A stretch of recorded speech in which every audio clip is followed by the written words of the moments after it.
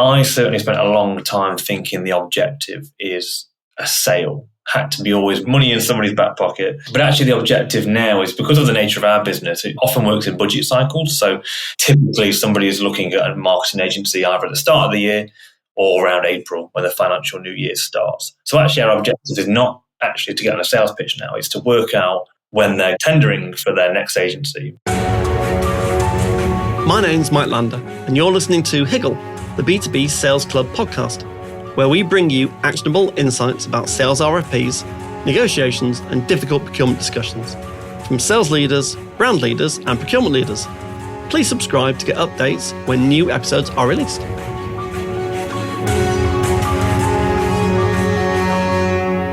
Rob, thanks ever so much for joining me on Higgle, the B2B Sales Club podcast. Great to have you. Hi, Mike. Thank you for letting me join. Very excited to be on. Quick intro. So I'm Rob, Managing Director of the Digital Maze, full-service marketing agency. Sort of three core areas to our business. So design development, PPC, covering Google Ads, LinkedIn Ads, and sort of everything in between there. And we've got the SEO team as well. Based in the Midlands, reasonably sized business. We've got about 30-odd people working full-time for us. And we're really focused on the e-commerce side of things at the moment. So yeah, just excited to speak with you today. I'm still very much at the front end of the business on the sales side. So hopefully we can add some value there as well. So, no, definitely. And something unusual about yourself, Rob? Oh, blimey. I don't think there's a huge amount of things that are unusual about me. I guess one thing, I'm a huge coffee snob. So are you? Yeah, I've got about 5 different coffee subscriptions, much to my wife's dismay. I get different beans delivered from different areas of the world for my, ridiculously expensive coffee setup, which again, my wife just gets very annoyed at. There's coffee beans and coffee grinds all over the kitchen. So you grind your own coffee? Yeah, that's my jam. That's my thing. Okay, very good. At this point, I'm probably half coffee, half caffeine, and I can't really live my life without it. So, yeah, if that's unusual, that's one thing about me. It is slightly unusual, absolutely. Yes, I'm sure we could delve into a whole world of what makes a great coffee, where should the beans come from, ethical sourcing. But we won't go into all that. We'll talk about the questions be prepared. There you go. So, questions be prepared.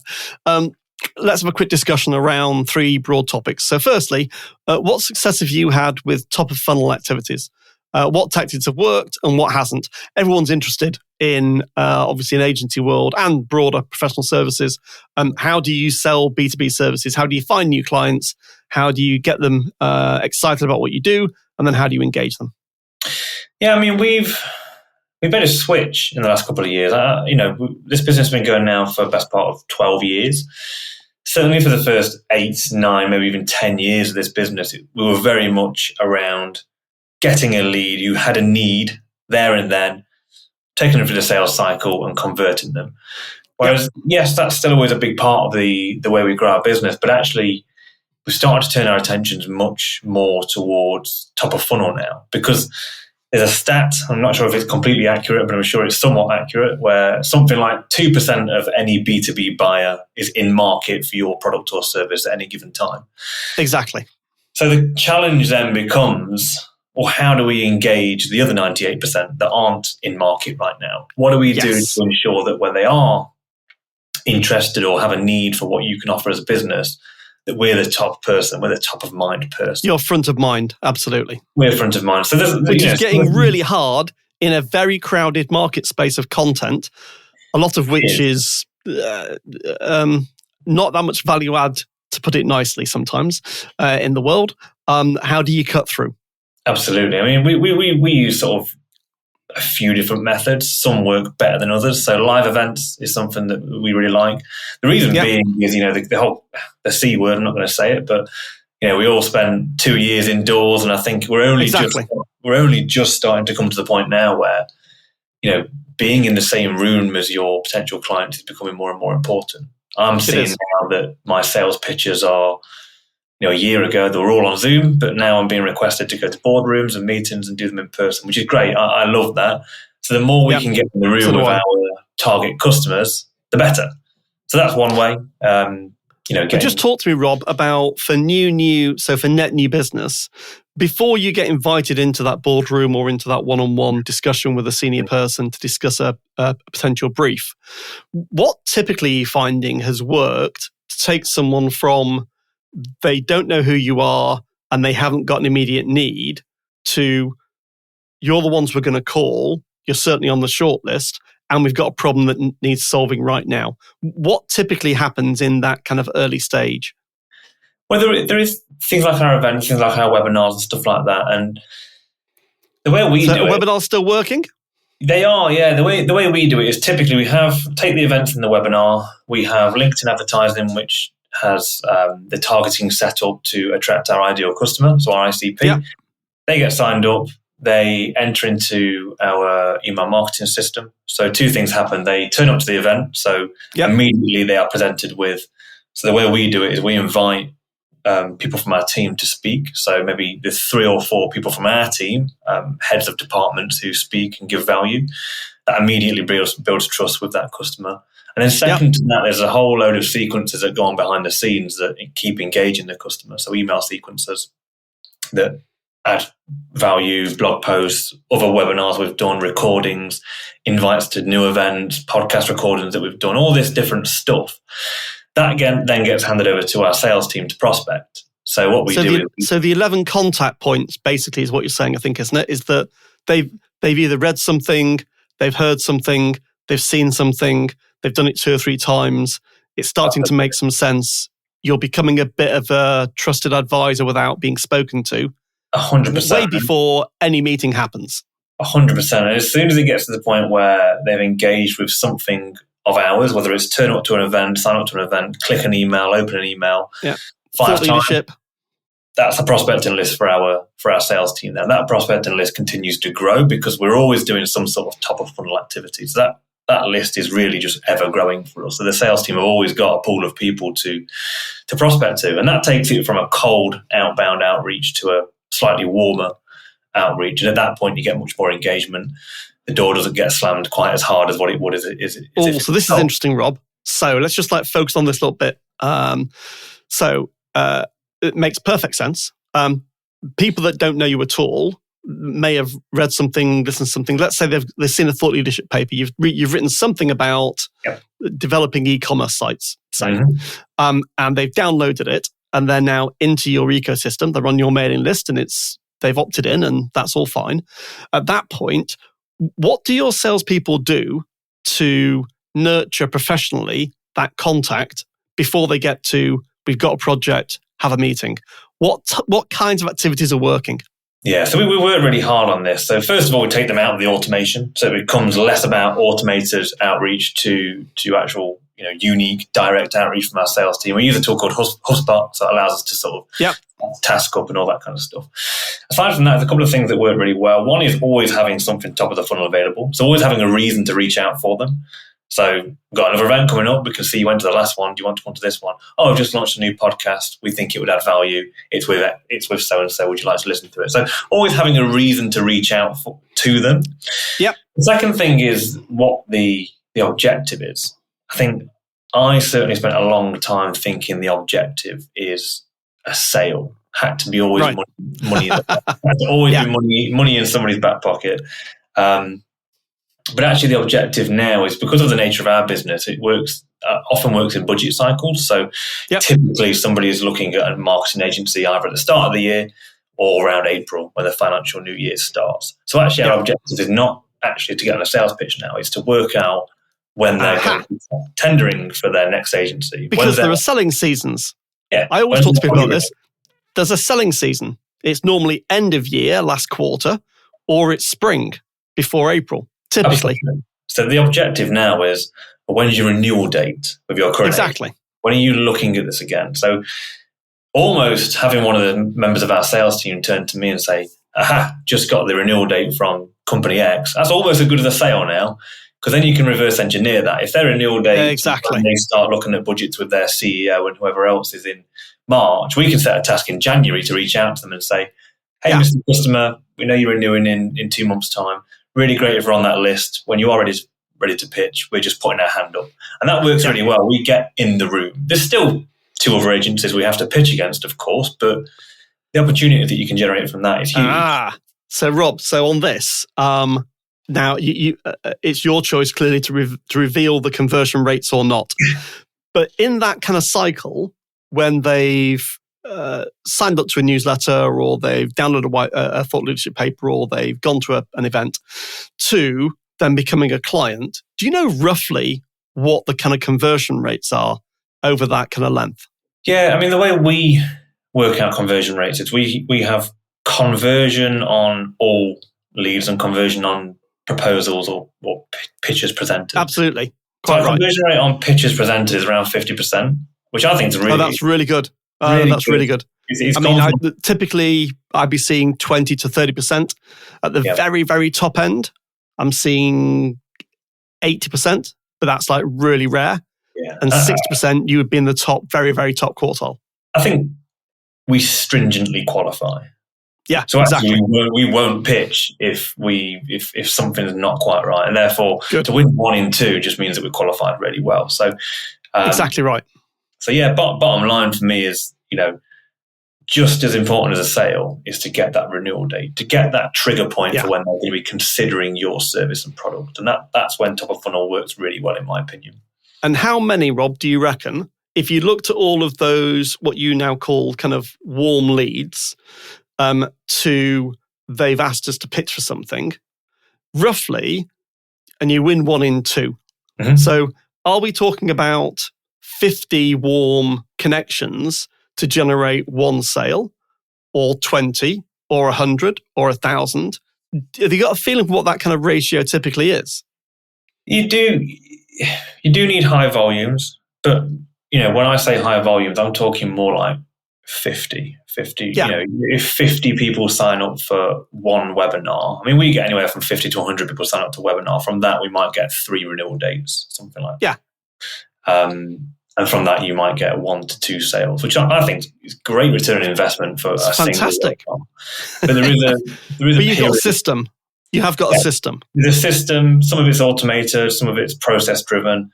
There is a waiting game. When you first implement this, you have to accept that it might be 6 months before you yield any sort of reward. And in that 6 month period, you put a lot of time and effort into it. But once you build momentum and you've done it for a certain period of time, each and every month that goes by, there's 5 or 6 renewal dates and 5 or 6 people you can reach out to, 5 or 6 people you can get in the same room as, and you start to build up that list of warmer and then hotter prospects. It becomes really interesting. And an old client of mine many, many years ago, they were a big outsourcing firm. They did exactly the same. They tracked every single prospect that they talked to. Their goal was just get the renewal date. When is that outsourced contract up for renewal? Mm-hmm. And then they logged it in their CRM. And over a period of 3 or 4 years, suddenly you've got like hundreds of prospects, all the renewal dates, and you know when to start your nurture programs. Absolutely. I mean, again, in the nature of what we do, there's 2 typical buying seasons, as you suggested, sort of year end and sort of near April. But again, a lot of agencies do 3, 6, and 12-month contracts. So again, finding out if the objection is, we're already with an agency, the follow up to that is always, well, what's the contract look like and all that kind of stuff. And again, you just log that.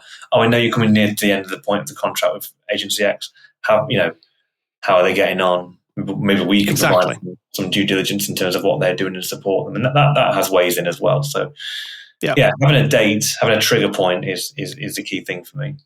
So, just tactically, Rob, also, how do you have a renewals calendar, so like a spreadsheet with all the renewal dates in it, or do you log it in your CRM? All logged into CRM. So logged into CRM, and then typically 6 to 8 weeks before the date, we have some sort of task for one of the sales team or me to follow up and just let them know that we're aware something's coming up. Can we be on the list when you do come to retender this? Fine. And the CRM will automatically trigger. It tells the salesperson, this month you've got 12 prospects, all of which are coming up for renewal in 6 months' time. Yeah, 100%. Yeah. Brilliant. Very good. So, second question. What have you learned about nurturing programs from the point that someone engages? I think actually we've covered this, So I think we've covered the what happens from the point of top of funnel through to becoming a client. I think you've just explained that really, really clearly. So let's kind of jump that. Let's go to the last question, which is, as a bigger picture roundup, what trends are you seeing in the market in terms of signing new clients? Are needs and buying cycles changing dramatically, or is it just, as everyone says, it's a slow market? What's your view on this? Blimey, it is a loaded question. It is a loaded question because the market is very, very different to what it was 5 or 6 years ago. And I've been in this game 12 years now, so yeah. As much as I don't class myself as a veteran by any means, but I do feel like I've gone through various cycles now, and I can get a feel for how the market's looking. The first thing is it's slow. It's very, very slow. There's a lot of cautiousness around spend now. There's a lot of distrust in what we do. Again, I'm in the agency world, sort of marketing, SEO, PPC. There's a lot of fingers being burnt, and you have to almost educate the customer on what it is you do before you even convince them to go with you as a supplier. Yeah. In terms of the landscape, for me, it is slower. I think costs across all businesses are inflating now, and they're sort of much more cautious as to where they spend. And I think marketing is one of those areas, unfortunately. Yep. Longer sales cycles is probably the first and most frustrating one. We've seen sales cycles go from 6 weeks, maybe 2 years ago, to 3 to 4 months in the last year or so, which is really frustrating for all sorts of reasons: forecasting, resourcing, etc., etc. Yep. And in terms of spend, again, I don't personally think that spend has gone up in rate with inflation. I still think that. Interesting. Yeah. I still think that we are, and this could be an issue with my own business, but if I think about what we were charging 2 or 3 years ago, I wouldn't say it's a huge amount different to what it is now. And I think that's interesting, Rob. I think that and day rates is the same problem. I mean, I hate negotiating contracts where it's all about the day rate, because it's pointless. You're basically buying activities, and as an ex-buyer, as you know, I always thought that was a bit strange. Why do I want to buy activities which encourages someone to do more activity? That's just counterintuitive. 100%. But putting that to one side, if you look at day rates over the last 10 years, they've gone up, but I don't think they've gone up in line with inflation. I've not seen that analysis, but I don't think they have. No, 100. And again, this is same as you. It's just a feeling. But if I look at our day, when I talk about price, I'm talking about day rate. It's if our day rate was to go up with inflation, it would probably be 4 figures at this point, and it's certainly per day. It certainly isn't. It isn't that. No. And like you said, I think the biggest shift I can see coming down the tracks, and something that is very high on my agenda, is moving away from. It's very difficult to achieve, and we're not there yet. But moving away from this input pricing model, exactly, the activity, the time, it is scalable, but it's only scalable with quite thin margins, I think. And I think the industry and ourselves are looking to move towards being judged on what the output is, rather than what the input is. Now, there's a real rabbit hole here, which I'm very interested in your view, which again we haven't prepared. So, if you just take AI as obviously something that's very topical, I think we're probably in. I think Forrester said there's like a pit of despair where everyone goes, it's not what it's cracked up to be, blah blah blah. So I think we're probably in that pit somewhere now, and it'll come out the other side. It's bound to. However, if you look at agency models potentially about how agencies charge for their work, for their outputs, then and you look at AI, it's going to get really difficult for an agency to charge hours when they're using AI to 100%. deliver part of that solution. Because you can't, it makes no sense. That's exactly why we're going through this exercise. And this is such a huge topic internally at our place at the minute, because this task that would have taken us 4 hours to do a year ago that take us 45 minutes now. Yeah. And in a minute, because our model still needs tweaking, and I'll hold my hands up to that, the client sees the benefit of that. Yeah. We don't get the benefit of that. You don't see the benefit of that, exactly. The client sees the benefit. So actually the client's actually getting much more out of us for a similar price to what they were getting 2 years ago. We're probably almost on 2 times speed if you think about fast forwarding a DVD or whatever. That's the issue with the agency model. That's nail on the head. That's absolutely nail on the head. But there's just this intrinsic, this whole thing about it's just the way it's been for the last 25 years. Yeah. It's very, very difficult to, if you're pitching against 3 other agencies and your pricing is very different to the other 2, how that goes down with the prospect, I don't know. But that's the shift we need to make as an industry. So it's not seen as obscure like it might be now. Moving towards this output model, percentage of revenue earned, or whatever it might be, I don't know. But that's the biggest issue with the agency model or any time-based model at the minute, where AI I think so. speed up your ability to do certain things. Because in my old buyer's role, we would look at the value chain activities. So for big deals, we take the value chain of activities to deliver an output, and you break it down. And then you break it down into, well, there's 8 value chain activities here. And then for each value chain activity, you do, well, if we did it in-house, what would it cost? If we did it offshore, what would it cost? If we did it with an agency, what would it cost? If we brought the whole thing in, what would it cost? And then you optimize this model based upon quality, based upon price, availability, risk, and you start to build this kind of this optimization model effectively. And I think in agency world, working with clients, where it's more of a full service, which is more of what you provide, that's going to become increasingly a discussion with your clients. Is, well, which bits are the really high value add, which we'll pay a premium for, and which bits are more commoditized, which we can automate. And I think that the real value is going to be unlocked when you can truly partner with clients and have that open discussion. Yeah, 100%. I think the consultancy angle is going to be a big one as well. Going it is. Forward.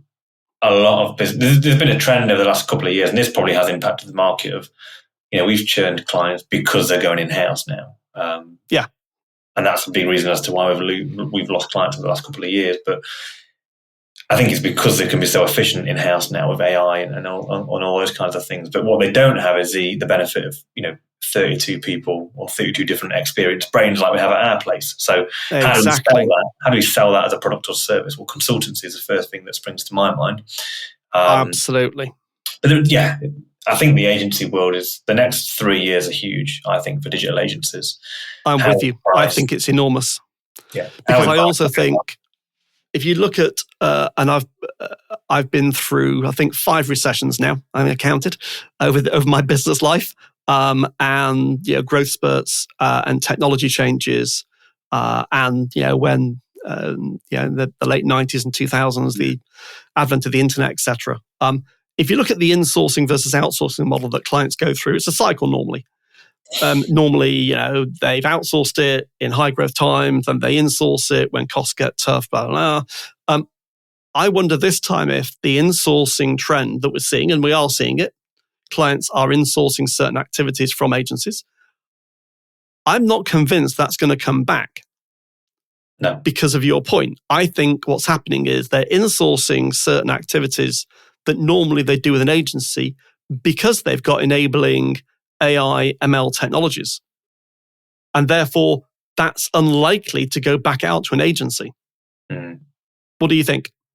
I agree. And I think we're in a period at the minute of we're kind of getting away with it because the use of AI isn't quite as clear cut as maybe it will be in 2 or 3 years' time. Yeah. When that becomes very, very obvious, because at the minute, there's an argument to say that using AI is not dangerous, but it's not fantastic for your marketing. It's not good at doing this. It's not good at doing that. And I think companies get a little bit nervous and maybe just decide to steer clear of it and outsource it all anyway. Yeah. So agencies are getting away with it at the minute. But in 2 years' time, when all this, the AI tools are much more mature and they're exactly much more publicized, and the boardrooms become much wiser to it and what the abilities and capabilities are, and everyone learns that actually it's a good thing rather than a bad thing. That's when we're in dangerous territory as an agency. And if you haven't changed your model by then, you're probably in big trouble. You are in big trouble. Yeah. Now's the time to do it. A grace period. Yeah, exactly. I mean, I think Rob, I'm fascinated by AI. I'm building my own AI product with an AI partner. I think it's going to genuinely revolutionize consulting services. Genuinely, I think it's. If you look at the results you get out of any of the foundation LLM models, the results are getting pretty good at reasoning. Like O1 is a pretty good reasoning engine. and you get pretty good outputs from it. So if you're not embracing it now, in 2 or 3 years' time, I think you're spot on. It's going to be a very different market.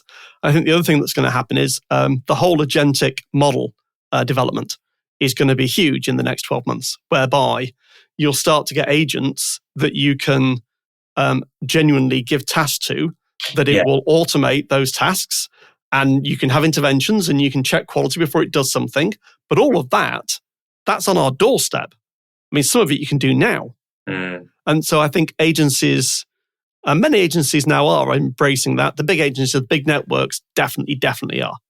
And they're spending, like Publicis Group, Omnicom, WPP, they're all investing heavily in AI because they can see what's coming. And indies that aren't doing it, I think that's going to be a big problem. Yeah, no, I totally agree. And like I say, it's high up on our agenda, very aware that at the minute, again, we're in this sort of getting away with it period. And I think a lot of agencies are in the same boat as me, where they're thinking, right, we're okay at the minute, but actually it's a bit of a timer. It's just a sand timer. We're just ticking down to, okay, you need to change your model now. We need to add value in different ways. And yeah, it's tough. It's tough, and but it's interesting at the same time. Rob, I think answering that question together, do we think buying patterns, buying needs, buying behaviors have changed, or is it just a slow market? My vote would be that they've changed. Yeah. Would yours? Yeah, he says leading the witness. Yeah, no, 100%. They have changed for sure, and I think the more mature the company you work with, the more wise they are to this kind of stuff as well. So the higher up the food chain you go, the demands are very different to when you're working with potentially a startup or a smaller company. Exactly. So we've got to change our model, and I think a lot of businesses that are on the time-based model have got to change as well. So they have certainly going to be interesting. That's a good thing. Couple of years, it's a good thing, yeah.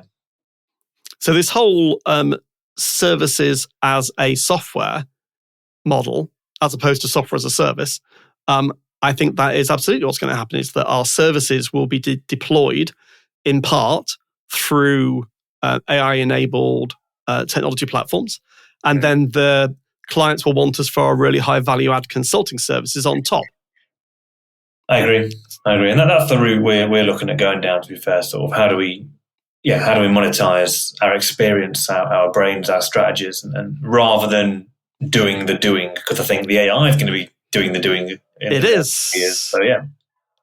So, Rob, this has been amazing. Really great insights through 12 years of very, very practical hands-on experience of building pipeline and working with clients and delivering great results. What are your kind of 2 or 3 takeaways? If you were an agency leader listening, and maybe they're not at 30 people, maybe they're at 10, 15 people, and they're trying to scale up, what would be your advice to someone in that situation? I think my advice would be to just be very, very conscious that, as we've highlighted, buyer behavior is becoming less about buying time and more about buying outputs and buying value. Yep. And with that typically means that your pricing model needs to change. So thinking less about day rates and rate cards and thinking more about what sort of value you add. There's a whole exercise to go through there about quantifying the value. It's very, it's not easy. It's very complicated. It's very complex, and I haven't got all the answers. We're going through that process now. But my first bit of advice certainly would be to look at the model. Think about at the moment as well, like, who's seeing the benefit of your efficiencies at the minute? Is it you or is it the client? Because I bet you it's the client. Because it certainly is in our case. The second bit of advice is it's less about advice, but more, I suppose, more of a rallying cry. Whereas I'm in a lot of different groups, I'm communicating a lot with different agency owners and different agency leaders, and I think the general feeling is a little bit low, a little bit down, like right. There's a bit of a market downturn. But for me, I try to stay optimistic, and I still think there's a lot of opportunity out there. We've grown this year, only very slightly, but we have grown. So, the signs are there. And I think the change of model I just mentioned represents an opportunity rather than something that's gonna kill you. So they're my two words of wisdom, should we say. Robert's been brilliant. Thank you ever so much for joining me on Higgle, the B2B Sales Club podcast. No problem at all. Thank you for having me. Thanks for listening to Higgle, the B2B Sales Club podcast series with your host, Mike Lander. Please subscribe so that you'll catch all the next episodes.